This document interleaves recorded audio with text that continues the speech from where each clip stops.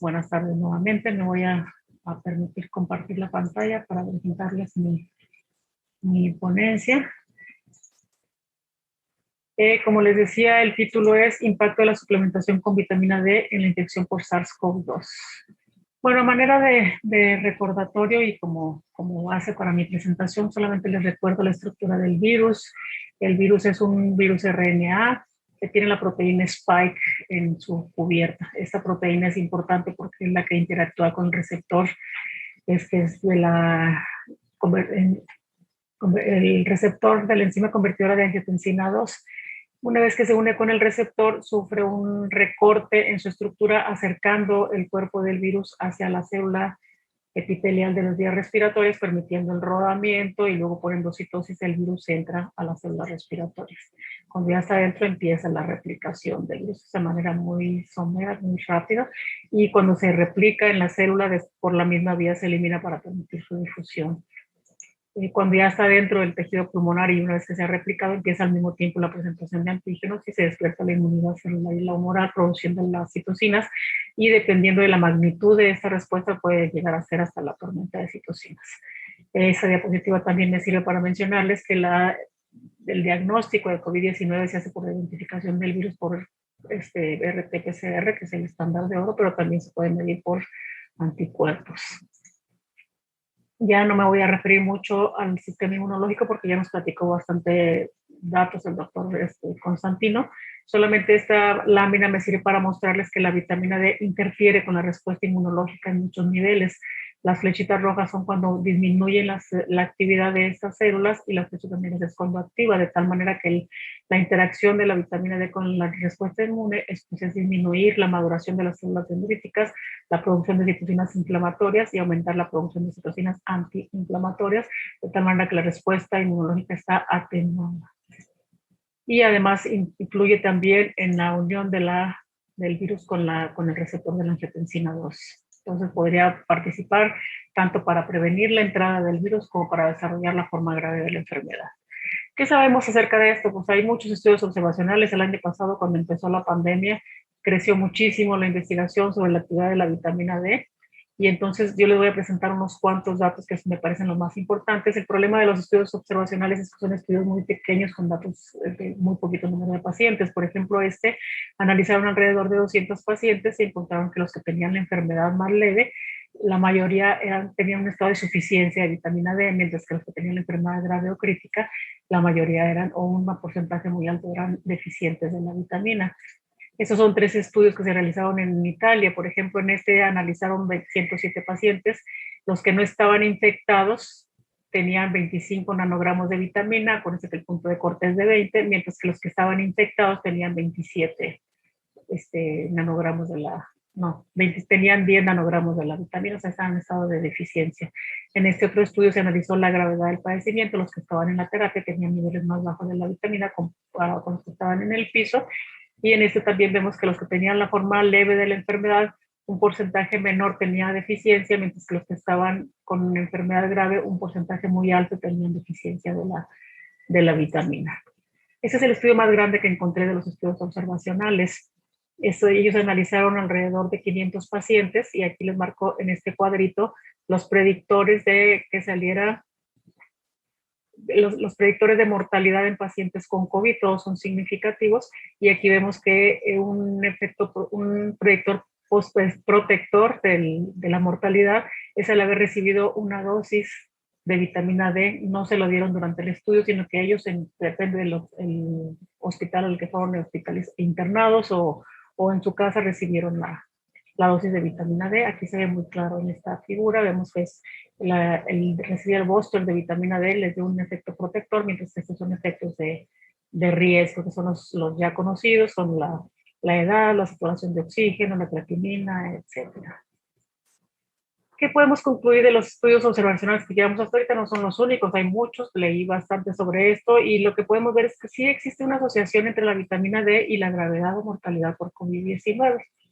Pero hay otro tipo de estudios que nos dan información más precisa. Por ejemplo, los estudios ecológicos. Estos nos dan mucha información porque son estudios muy grandes. Por ejemplo, este estudio que se publicó en el Irish, revista irlandesa de medicina, Y entonces ellos analizaron varios países de Europa y encontraron que los países en donde hay políticas de suplementación con vitamina D, además de que tienen altas concentraciones de vitamina, tienen las tasas más bajas de infección por COVID. En cambio, de mortalidad, perdón, en cambio en los países donde no hay este tipo de políticas, pues tienen las tasas más altas. Mientras más alta la concentración, no, al revés, mientras más baja la concentración de vitaminas, mayor la tasa de mortalidad. Aquí yo les marco el rango de deficiencia, aquí lo miden en nanomoles, son 50 nanomoles. Ese otro estudio también se hizo en Europa, se publicó el mes pasado, en mayo del 21, y aquí tenemos todos los países de Europa. Ellos midieron el número de casos, las enfermedades críticas, las muertes y las concentraciones de vitamina E por país, y encontraron una asociación inversa: mientras mayor las concentraciones de vitamina D, menor la mortalidad y menor la probabilidad de tener la forma grave de la enfermedad. Son millones de pacientes los que están analizados. Y esta otra se hizo en Estados Unidos para que nos represente de este lado del país. Es un estudio en donde midieron alrededor de 200,000 pacientes que son representativos de los 50 estados de la Unión Americana, y ellos no midieron la mortalidad, sino que midieron el riesgo de dar positivo para COVID. Entonces encontraron una relación inversa y polinomial, de tal manera que mientras mayor la concentración de vitamina, menor la probabilidad de dar positivo, y polinomial porque a partir de los 50 nanogramos ya no hubo una mejoría, aunque tuviera mayor concentración de vitamina, ya no siguió bajando la probabilidad de dar COVID. Las variables asociadas a la positividad pues son todas aquellas que se asocian con el riesgo de tener deficiencia de vitamina D, por ejemplo, ser de raza negra, tener la piel oscura, el vivir en latitudes más al norte, y por cada gramo de incremento en las concentraciones de vitamina, un 3% de disminución en el riesgo de dar positivo para COVID. Entonces, la conclusión de estos estudios ecológicos es que la deficiencia de vitamina D es un factor de riesgo para adquirir, evolucionar a la forma grave o morir por COVID. Y finalmente tenemos los ensayos clínicos controlados, que son los que nos hablan de causalidad. Y aquí les voy a presentar primero este estudio. Es un estudio muy pequeño. Los estudios son muy diversos, dan dosis diferentes, en diferente tiempo de suplementación, etcétera. Es un estudio muy pequeño en donde los criterios de inclusión era que fueran deficientes de la vitamina y que tuvieran la forma leve del COVID, o sea, que no estuvieran hospitalizados. A ellos les dieron 60,000 unidades de vitamina de colecalciferol por 7 días, y lo que midieron fue que hubo un incremento importante en las concentraciones de vitamina en los que fueron suplementados, y hubo una disminución significativa en las concentraciones de fibrinógeno. No parece biológicamente importante porque como tenían la forma leve, pues no estaba muy elevado. Pero lo que sí es importante es que el 75% de los participantes dejaron de ser deficientes a los 14 días que duró el estudio, y además el 40% de los participantes se negativizó más en el grupo de intervención que el grupo control, se negativizó más pronto. Aquí ellos observaron un efecto de la vitamina. Este es otro estudio que es un estudio cuasi experimental porque incluyen un grupo al que cuando llegó al hospital le dieron una dosis de 200,000 unidades, dosis única de 200,000 unidades de vitamina D. Y luego incluyeron otro grupo que ellos no le dieron la vitamina, pero que ellos mismos, ya sea porque los dio un médico o porque lo decidieron en su casa, habían recibido cierta cantidad de vitamina D, no necesariamente las 200,000 unidades, y un grupo control que no había recibido nada de vitamina. Y encontraron que los que les dieron la vitamina tuvo significativamente menos riesgo de morir comparado con el control, y el que recibió diferentes dosis de la vitamina tuvo un riesgo intermedio. Este grupo en verde no alcanzó la significancia estadística, pero sí tiene una protección del 60% comparado al 93% del grupo que recibió la vitamina. Este es otro estudio que se realizó en Brasil, y este tiene resultados negativos. Ellos estuvieron a 240 pacientes que también les dieron una dosis única de la vitamina en el momento en que llegaron al hospital, y lo que evaluaron fue la sobrevida, o sea, cuánto tiempo tardaron en darse de alta, y no encontraron diferencia en el grupo suplementado con el no suplementado, ni cuando analizaron todos los pacientes, ni cuando analizaron a aquellos que eran deficientes de la vitamina. Esto eran 50 y 50 pacientes por cada grupo, más o menos. Este otro este otro estudio se realizó en España y lo dejé para el último porque primero nos presentan los resultados del estudio piloto en donde comparan 26 pacientes contra 50 pacientes, 50 con placebo y 26 que recibieron la vitamina, pero ellos recibieron una forma de la vitamina que es un análogo de la vitamina D, que es 3 veces más potente que la vitamina D. Les dieron 532 microgramos de calcifediol y encontraron que el 50% del grupo de no intervención pasó a la terapia intensiva comparada con el 2% de los que recibieron en calcifediol. Después este grupo, como tenían tan poquitos pacientes, extendieron el estudio, hicieron multicéntrico en España, incluían hospitales de Barcelona, el de Reina Sofía y de Córdoba. Y entonces aquí nos presentan los resultados de 678 pacientes, les dieron el calcifediol 532 microgramos al ingreso y luego 266 microgramos en 3 ocasiones, la última 30 días después de que dieron positivo en la COVID. Y midieron el efecto del calcifediol en requerimiento, en la necesidad de pasar a la terapia intensiva o en la tasa de mortalidad. Y encontraron un efecto protector de casi del 87% y del 45% en los dos casos. Un factor de riesgo fue el haber sido deficiente de la vitamina D cuando empezaron con la enfermedad. Entonces, ¿cuál es la conclusión de los ensayos clínicos que tenemos hasta ahorita? Pues que el efecto benéfico de la suplementación con vitamina D para prevenir el COVID aún no es claro, ya que los resultados no son consistentes. Utilizan diferentes dosis, diferentes tipos de la vitamina y diferente duración de la suplementación. Entonces, los resultados todavía no son claros. Los estudios se realizan principalmente en pacientes hospitalizados o con riesgo de enfermedad grave o muerte, y ahí no hay estudios o no identifiqué yo ningún estudio que se haya llevado a cabo en pacientes para prevenir el riesgo de adquirir COVID. Y en relación a eso, yo les quiero presentar los resultados preliminares de un estudio que nosotros estamos haciendo aquí en el centro médico. Es un estudio multicéntrico en donde participaron los hospitales de pediatría, especialidades y cardiología del Centro Médico Nacional Siglo XXI y el Hospital Infantil de México.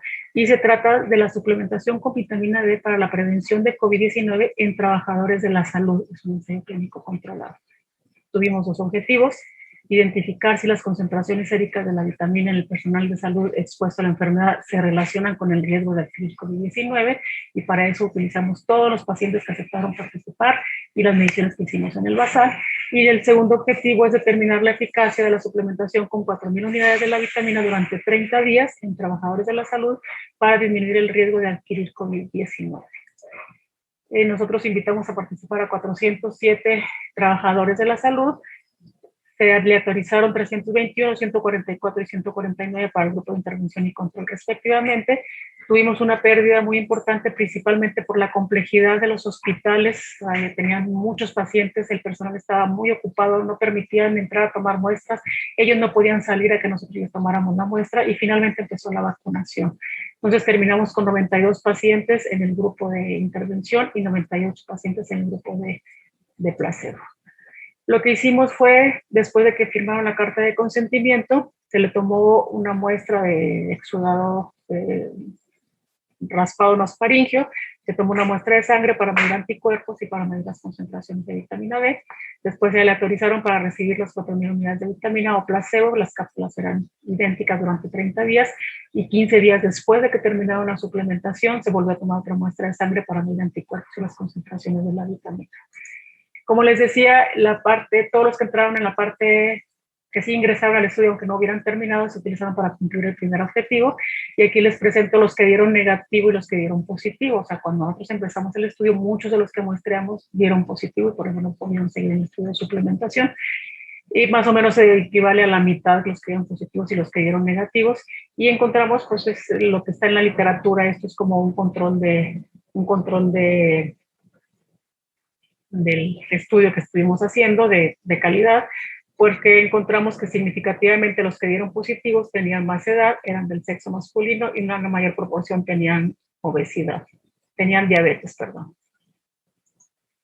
Las concentraciones de la vitamina fueron menores en los que dieron positivos, tanto en hombres como en mujeres, y además se encuentran en el rango de deficiencia. Aquí les marco con la línea verde cuáles son los por debajo de esa línea son deficientes. Y también fueron positivos los que tenían obesidad y los que tenían diabetes, aunque aquí hay muchos obesos que tenían diabetes, hay muchos diabéticos que eran obesos, ¿no? Las variables predictoras de positividad en este grupo de pacientes, que eran 350 más o menos, fueron los que ya están otra vez en la literatura. La deficiencia de vitamina D, los que eran deficientes de la vitamina D tenían 2 veces más riesgo de dar positivo. La edad, el sexo masculino, el tener diabetes, que fue el riesgo más alto, 7 veces mayor para los diabéticos, y la obesidad y la hipertensión no fueron significativas. En cuanto a la segunda parte, ya el estudio de suplementación, yo les presento aquí las estadísticas. La mayor parte de los pacientes son de los hospitales de especialidades de pediatría y del Hospital Infantil de México. Cuando nosotros empezamos a mostrar en cardiología fue cuando empezó la vacunación, entonces ya pudieron entrar muy poquitos pacientes. Y los trabajadores son representados principalmente por médicos, enfermeras y químicos de laboratorio. En cuanto a las características basales, no me voy a detener mucho en esto, solamente les muestro que todas las características son comparables, excepto la tasa de diabetes, que era más alta en el grupo de placebo, 7% contra 1%. Y esto fue lo que encontramos, la incidencia de COVID, o sea, la presentación de COVID durante el seguimiento fue significativamente mayor en el grupo placebo, 25% en el grupo placebo dieron positivo contra 7% en el grupo de intervención. Sin embargo, como tuvimos aquí es un análisis por protocolo, o sea, son los que terminaron el estudio, 92 y 98. Hicimos un análisis de intención de tratamiento, asumiendo que todos los que se perdieron dieron negativo. Siguió siendo más alta la tasa en el grupo placebo, 16% contra 4%, y esto fue significativo. Y luego hicimos un ejercicio al revés, asumiendo que todos los que se perdieron habían dado positivo. Siguió siendo más alta la tasa en el grupo placebo, 50% contra 40%, aunque ya no alcanzó la significancia estadística. Pero cuando analizamos por las variables de confusión, aquí tenemos estos modelos de regresión logística, y encontramos en el análisis por protocolo, o sea, los 190 pacientes, la única variable significativa para que influyó en la susceptibilidad de adquirir COVID fue haber pertenecido al grupo que recibió la intervención, que recibió la vitamina, tuvo un efecto de protección casi del 80%. Cuando se hizo el análisis con la intención de tratamiento, pues con 293 pacientes que teníamos una muestra de todos ellos, entonces encontramos que el grupo de intervención siguió siendo la única variable significativa, aunque el efecto protector fue del 60%, fue un poco más atenuado. Pero de veras se deberá esto a la vitamina, o sea, recibieron intervención, pero no sabemos si se la tomaron, si no se la tomaron, si se absorbió, si no se absorbió, etc. Entonces, de veras se debe a la vitamina. Entonces, medimos las concentraciones de vitamina. Aquí yo les presento en el basal, eran comparables los grupos, no había significancia estadística, y al final ya eran significativamente diferentes. Mientras que el grupo placebo no se modificaron las concentraciones, en el grupo de intervención aumentaron 10 nanogramos en la mediana de incremento de la vitamina. Hubo quienes aumentaron muy poquito, incluso con esta variabilidad, pero este es el análisis de las medianas. Cuando lo analizamos en detalle, vemos que mientras el grupo placebo permaneció igual, el grupo de intervención disminuyó importantemente el número de deficientes, pero si tomamos también en cuenta los insuficientes, muchos que dejaron de ser deficientes en el grupo de intervención, que son las barras rojas, pasaron a insuficiencia, no necesariamente a suficiencia, pero mejoraron su estado de vitamina D. Entonces probamos con otro modelo, ya no metimos como variable el haber sido el grupo de intervención, sino saber si era deficiente cuando entró, y esto alcanzó una significancia de 0.07. Lo que sí fue muy significativo fue el incremento en las concentraciones de vitamina D. Mientras más aumentó la vitamina D, menor la probabilidad de dar positivo para COVID. Por cada unidad de incremento en la vitamina D, hubo una protección del 12%. ¿Cuáles fueron los efectos adversos de la intervención? Pues todos fueron comparables. Los más frecuentes fue la cefalea, y la única que fue significativamente diferente fue el mareo, que fue 4% en el grupo placebo, y no hubo ningún caso en el grupo de intervención. Si analizamos solamente aquellos pacientes que les dio COVID, hubo un solo paciente que fue hospitalizado y pertenecía al grupo placebo, los demás adquirieron una forma leve de la enfermedad. Hubo significancia estadística en cuanto a la cefalea y en la rinorrea, y siempre les dio más frecuente en el grupo placebo. Eso no permite hacer ninguna conclusión porque los casos fueron muy leves y hubo muy pocos pacientes en el grupo de intervención que les dio la enfermedad. Bueno, las conclusiones de este trabajo es que la suplementación con 4,000 unidades diarias de vitamina D previene la adquisición de COVID-19 en trabajadores de la salud con alto nivel de exposición al virus. Esta protección parece ser más eficiente en individuos con deficiencia de la vitamina y depende directamente del incremento de las concentraciones séricas de la 25-hidroxivitamina D que tenemos a los trabajadores el, los trabajadores de campo que están vistiéndose para ir a tomar las mediciones. Bueno, en conclusión de mi plática es que existe una asociación entre la vitamina D y el COVID-19. Los datos son consistentes, son reproducibles, son frecuentes. En la mayoría de los estudios van encontrando lo mismo. Parece ser que el factor de riesgo es la deficiencia de la vitamina D, pero los resultados de intervención sugieren además un efecto terapéutico, pero estos datos deben ser confirmados. Muchas gracias.